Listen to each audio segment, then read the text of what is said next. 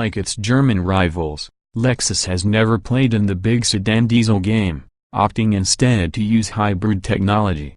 The 2018 Lexus LS 500 Hours, which made its debut at the 2017 Geneva Auto Show, is the automaker's second effort at a hybrid large sedan and uses the same powertrain as the 2018 LC 500 Hours Sports Coupe.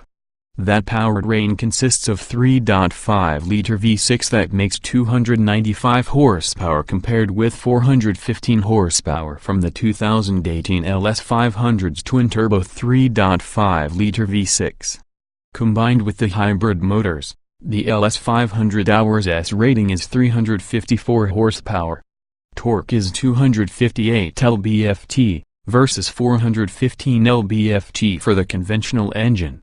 Like the LC, the LS has a bespoke Lexus multi-stage hybrid system with a 4-stage shifting device, essentially a 4-speed automatic that the company says feels and acts like the 10-speed automatic in the conventional gas-powered LS 500, plus 2 electric motors with a 310-volt, lithium-ion battery. The new car's battery is 20% smaller, yet denser, than the battery in the outgoing Lexus LS 600 Hours L.